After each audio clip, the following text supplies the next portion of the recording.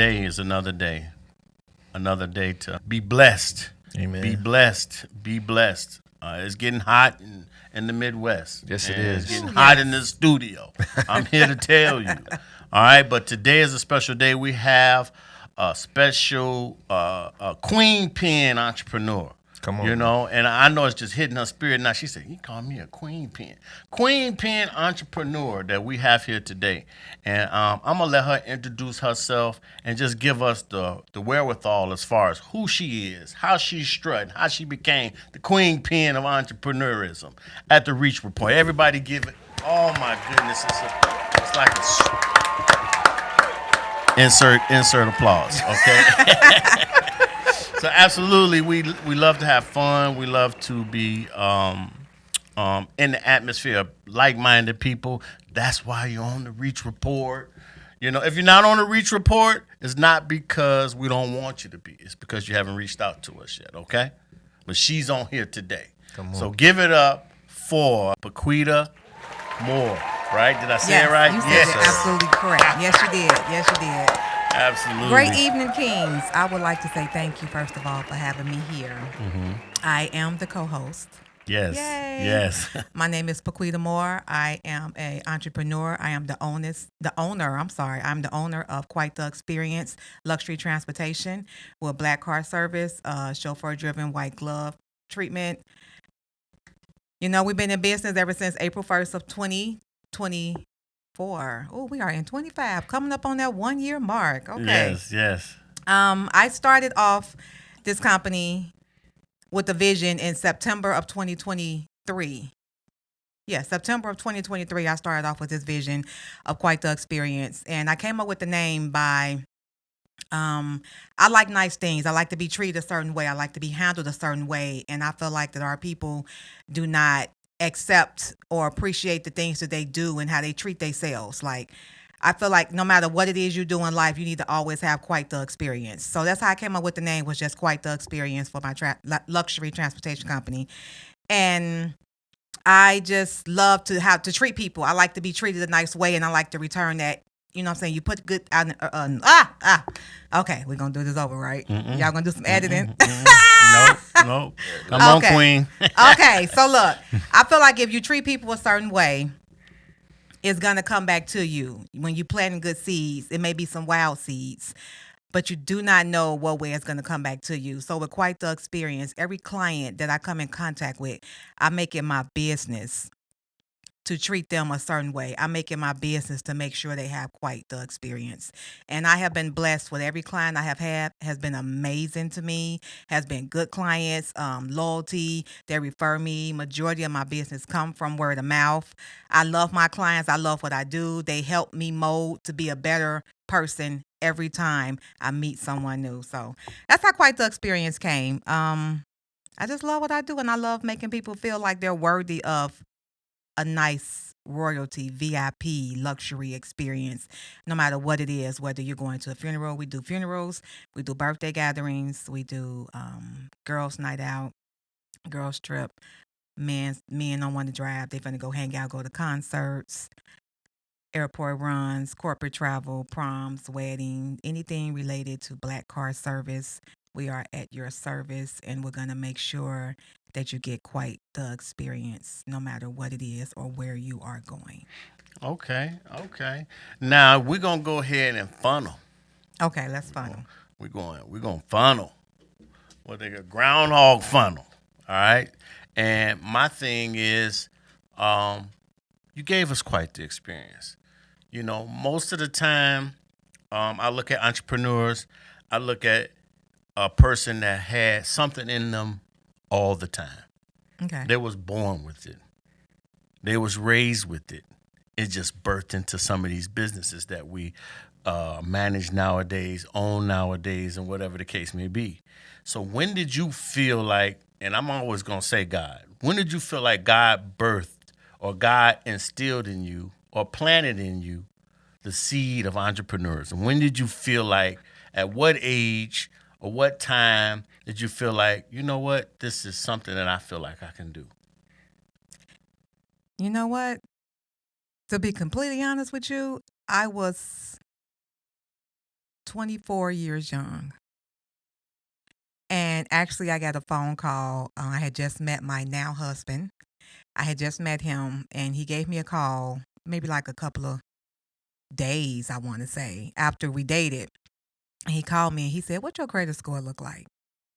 And I said, "What?" So I told him my credit score. I said, "I don't know, I need to check it first." So after I checked it, I told him. He said, "Why need you call this person and, let them see what they can do to help you?" He was like, "Because I get into real estate and I do flipping houses and stuff like that." So pretty much he was just like, see on my credit, was like, see how can, if I was good enough to be on his team, if my credit was good enough to be on his team. So that was the beginning of it. Now, because I really didn't know before then what career I wanted to go behind. I had children. I had 2 children at the time. And I knew I was just working, to take care of my children. But I really didn't have like a career that I was looking forward to. So that's what really birthed it and started. I would say maybe like, when I was 24 years old, around about this time of the year. Because I met my husband in May. We just celebrated a couple days ago our 15-year anniversary. Oh, happy anniversary. Thank happy you. Anniversary. So it was about that time. And from there, I dibbled and dabbled into real estate. And we dibbled and dabbled into different business. We opened up. We had restaurant business. We had tire shop business together. We have a clothing brand as well called One More Hustle Apparel. Now I have quite the experience. So I have done the different things. But the entrepreneurial thing, I like my time. That's what I like. I like my time. I like to be able to do what I want to do when I want to do it. I don't like sitting in a place for 8 or 9 hours a day and I can't do nothing. And you tell me when I can go to lunch or something like that. That's that jail mentality to me. Nothing against the people that have those jobs. Yeah. Just me. Yeah.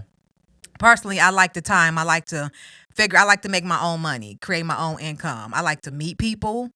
I like to learn different things and have different conversations that help you learn. You know what I'm saying? So the entrepreneurial, that's what it is. I love what I do.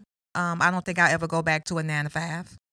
I don't have a reason to because I'm loving quite the experience. I am loving my One More Hustle Apparel, my clothing line. I like my time that I can have with my children and my husband. I can still pivot and navigate throughout, the day if I need to do something with my children and or my husband or my businesses. So that's pretty much when it got birthed. That's when God put it in me, to my knowledge. That's as far back as I could think. That's what's up. So I think about in my own life and my own experiences, I think about the fact that, I've always wanted to do things outside of the norm. Okay. But going to college and, your parents and your peers suggest that you go to college for this, go to college for that. And I can say that I'm one that I picked the wrong major. Okay. I picked the wrong major. And it was just one of those things that I think I experienced as I started to just work as a teenager. I used to be a caddy. And when I was a caddy, I was able to see, a different, let's say tax bracket, if you want to call it that. Okay. Because golfers in the country club that I worked for, it was a prestigious country club. So a lot of the golfers were prestigious and I would say fairly rich individuals. They walked and talked in a different manner, and that was one of the times where I was able to kind of see, just a different aspect of, a businessman, if we want to call it that, a man that just has a different swagger than what I was used to seeing in my neighborhood. Let's just say that. So for me, it was a very young age where, I just felt like, I wanted to do something different. And I wanted to be able to, I was not afraid of work. So I always wanted to say, okay, if I'm going to enjoy it, I'm going to enjoy it because I'm going to put my all into it. Okay. Enjoying it and not putting your all into it, to me, that's just not enjoyable because if you have a passion for it, your passion going to come out at how much effort you put into it. Do y'all agree? I agree. Okay, so whether you're working for someone else or for yourself, I just truly believe that you're going to have a passion for it and that's going to turn into something that you're going to be able to achieve it because you have a passion for it. And you're going to be able to, create the time that you want to be able to have with your family or have with your loved ones or whatever the case may be, to be able to enjoy it and life at the same time. because the blend is a facade. You know what I Yeah. mean? A lot of people are having problems in 2025 trying to blend career lifestyles, family, loved ones, and different things of that nature. But I try and tell my son, my other children, as much as possible, you gotta love what you do. And when you love what you do, the time just goes by so fast Absolutely. because you love it. And from what I try and speak from what me and my son do, we are artists, right? Okay. And by being an artist, you know, it's just like a person that's in love with making music or whatever. Whether they play the trumpet, guitar, or something else, it's something that they could wake up in the middle of the night and pick up a guitar and just create art. That's how we feel. Okay. When we're artists like that, sometimes we can have artistic dreams. You know what I mean? That turn into things that we could, formulate on a digital canvas. And that's the passion behind the work ethic. And I truly believe that whether it's a person working on your car or a person working on your business, that's the type of people that you want to network with. Absolutely. You want to network with somebody that has a passion in it because I feel like, and my son he is my passion. He has surpassed my passion because I'll watch him, make a business card and take 16 hours on a business card. And I'm like, I know you're artistic. For 16 hours, boy, you giving him a Picasso business card, So Okay. I'm gonna ask him to speak on that emotion and that feeling that comes with just that artistry. Okay. As far as like where you want me to go with it? Just like the passion that you have in it, and then how you realize it's something that you love to do and it's what you do. Okay. I feel like I tell this story every time we on the podcast, but I feel like essentially I had to give myself the opportunity to be like, okay, you said you wanted to do this at one point, right? But are you going to commit to this? Because as being an entrepreneur, is one of the first things my dad told me we discussed a career field. He told me, are you picking this? Because obviously, he's a graphic designer and he's a web designer as well. So when I chose graphic design, he said, are you choosing that because I'm doing it, or are you choosing that for yourself? And before I could even answer that, he made me go back to my room and actually research, okay, how much does it pay? Educational requirements go into that. Do you need some type of mastery? What skill sets goes into it? It made me really kind of dive into it to even make that determining factor if I'm going to able to muster up the passion and muster up the drive to be consistent and really grow into that career field rather than just pick it and go by it and just keep it going. And I feel like even that, to start that process of like growing that fire and growing that passion for that skill and that craft was huge, because fast forward, I want to say 5-6 years from that point, I tear my ACL, and it gives me the opportunity to say like, okay, you in college to play football and get a degree in graphic design. What have you done up to this point as far as advancing yourself in graphic design? Because you're supposed to be passionate about it. You're supposed to have a fire burning, but it made me have to sit back and reevaluate myself and really, dial myself in. Because like, yeah, you said you was this what you wanted to do. You said you was dialed in, but God have a mysterious way of, really putting something in front of you and say like, what I have for you, nobody else can take it away, can tarnish it, can move it in any other direction. So I was very appreciative in life for it to be, it's like, all right, God, it's graphic design. It's graphic design. And I was able to kind of walk that line and gratefully get to the point where I am today, where I love what I do. I'm glad that I'm able to be, a pillar in the community, I would say, as far as being able to help people move and communicate their brands of business and themselves in ways that they haven't done before. So it's definitely a long road, but like I said before, God don't put stuff in your life for no reason, especially not a skill set that is your mission in life. And a lot of times we think, okay, as a people of God, our service is of the people. you know. So it's a lot of times, and I remember when I was younger, one of my prayers was essentially, how could I help my people? I never knew how graphic design was going to turn into how it is now, and where it's very evident, okay, you know, I can help people where, you know, like you were saying, somebody have a drive for themselves or their own brand of business, and they don't want to have to work a 9 to 5 or work for somebody else, but want to kind of establish themselves.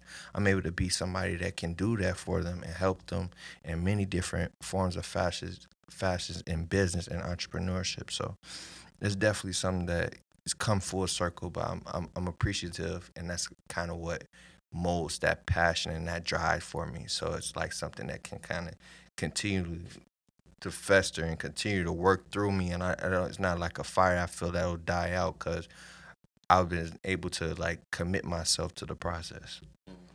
You know, you said something as far as like I held on to the statement you just said about how you want to help your people. And I've said this before. I actually have content I haven't even put. I have so much content about my entrepreneur journey, so much content, and it's like I just have it, just have it. I haven't quite put it together yet. But one thing I said in my content was, somebody is depending on you. You have to do what God set you out to do, what vision and what He put in you to do, what He instilled in you, and you have to get that fire to burning, like both of you all, because you never know who needs you. You never know who's going to cross your path and you can help them. How would it feel if God put something in you and somebody come and say, "Hey, Sean, do you know anybody who can do so and so or XYZ?" And you saying to yourself, you may not say it out loud, but that it hits you a certain type of way to like, man, why I didn't do that? God told me this a while ago. Like how I met your dad, for example. He had to go through what he went through in order for my God to send me his way. If I was going other places to go and get, I was looking for a sign for my QR code for my business, and I was going to another place that was closer to my home, maybe like 10 minutes away from my home, but coming to him was maybe like 10 minutes away from my office. So I was like, I was quick finna call, get on the phone and call the place I usually call. And I was like, let me just see if it's somewhere close to me since I'm at the office. And I seen that, so I called and I came in. I said, let me just come in versus over the telephone. I need to see who I'm finna do business with. I need to talk to you, feel your energy. I'm real big on that. So I came on in and told him what I was looking for as far as the what type of business I have and what I'm looking for my business. And when he told me he was in the black car industry, I was just like, what? You know, so I think I talked to your dad, what, like almost an hour or so? Yeah, And so I just came for a sign. That Yeah. took 5 minutes if he needed to make it. But just getting that information, had he had not did and followed the footsteps that God led him in, I wouldn't be here right now. I wouldn't know you. Like how you helped me with my photography. You help me with my videos. You help me when I have clients for proms and stuff like that. You had to do that because somebody needed you. I'm one of those somebody. I'm one in a million. And I don't know if you all know, but I really want to stress, like, I really appreciate both of you all for helping me, guiding me, giving me your opinion. Even if we agree to disagree, you know, it's all love, and I really appreciate you all. But the moral of what I was saying is, you have to do what God put in you to do, because if you don't, not only are you failing yourself, you're failing His people. And His word does not come back void. So I just want to say thank you for doing what you're supposed to do. Thank you for doing what you're supposed to do. And what I'm doing is I'm doing to help people too. So I'm glad I'm thanking me. I'm clapping for myself Absolutely. Absolutely. for doing what I'm supposed to do, because the Absolutely. people I have met and the stories I have gotten behind how people have met me and how I changed their day. Just that moment, just a simple ride to here or to there. It's amazing. So I know I'm on the right path. I know, because He's going to when you go looking for something, God's going to put it in your way. He's going to put it in your pathway when you go looking for it. People say all the time, I'm waiting on God. No, God waiting on you. And the crazy thing about it is, while God is kind of festering you on your shoulder, like, these are the people you need to be messing with, he knocking on us like, she got it. Whatever she needs to be doing, she got it, and I want you guys to help her facilitate it. But he tapping on both our shoulders like, yep, get closer, move on in. Yeah. Sit down at that table. Yeah. So I think discernment is real, one. Mm-hmm. But I think you know, like when you working in your purpose, I feel like in an alignment of what God has for you, that stuff happens. You start finding and meeting these people along that road or that journey that's just meant. It's not meant for that one season, but it's meant for people to kind of help you move that needle and kind of change the Yeah. perspective for yourself. So Yeah. I definitely wholeheartedly agree with that. Yeah. I think this too is like it took me some time, in my journey of my career. It took me some time to reflect back on what I was doing, and at one point I had to really look back and say, you know, how many individuals is it like me out there? And um, I would say I felt lonely, but at that time I realized why I was feeling lonely in it is because I was an expert. Okay. And when you're an expert, you don't have someone else that's riding down the lane with you simultaneously that you can bump all this information off of. It was coming to me faster than I can give it to someone else. And that's why I am the type of person I am now, is that I'm ready to release it. Okay.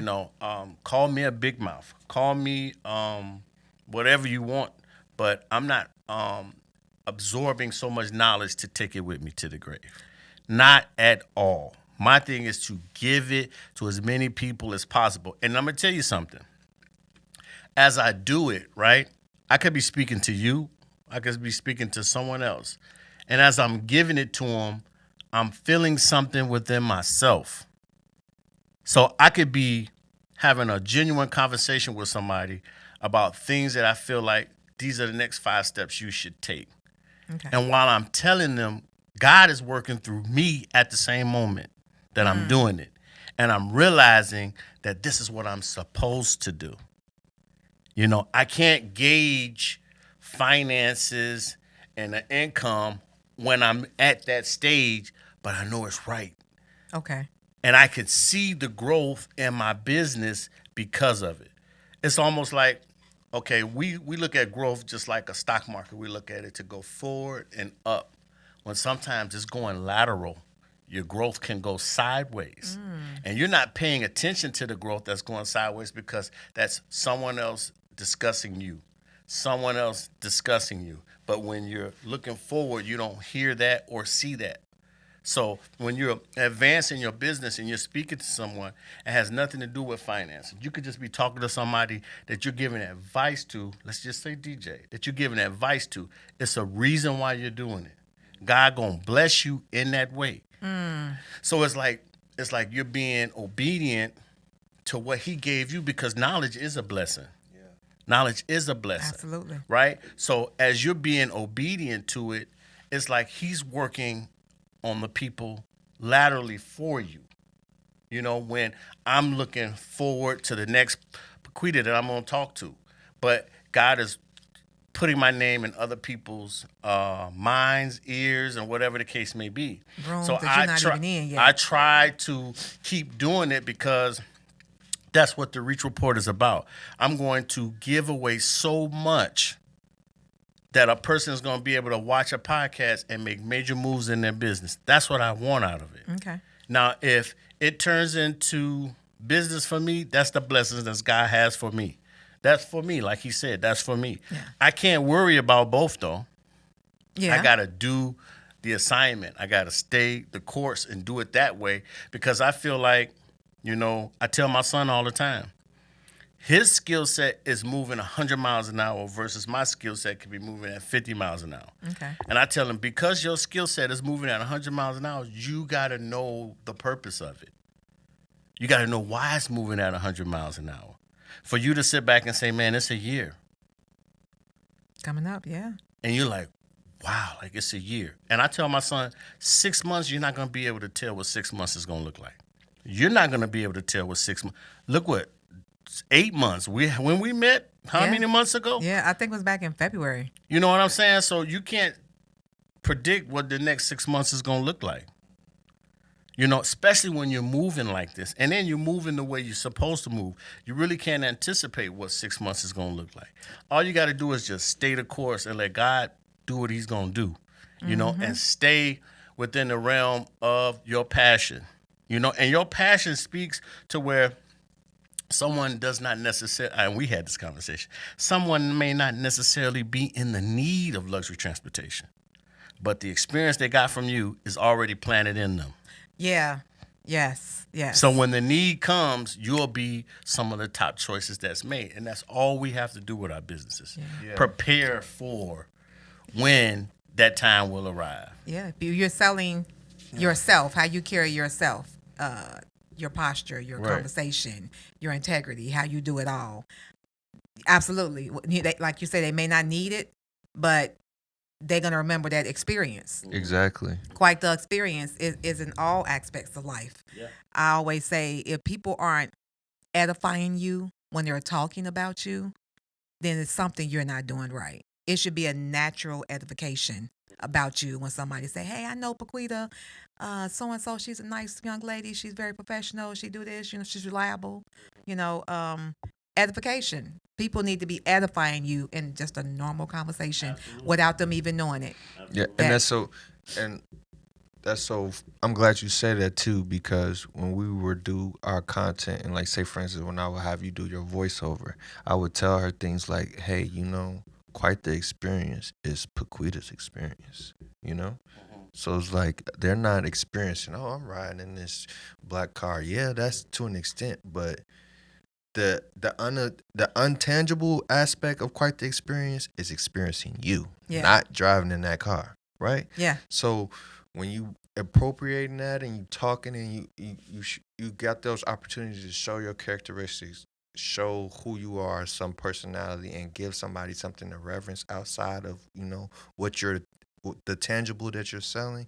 That's what creates those longevities in these different big corporated brands like McDonald's or Uber or whatever the case may be. There's characteristics outside of the tangible service and or good that creates those rapports with those targeted audience and those consumers that feel like, hey, I'm going to consistently use them because of X, Y, and Z.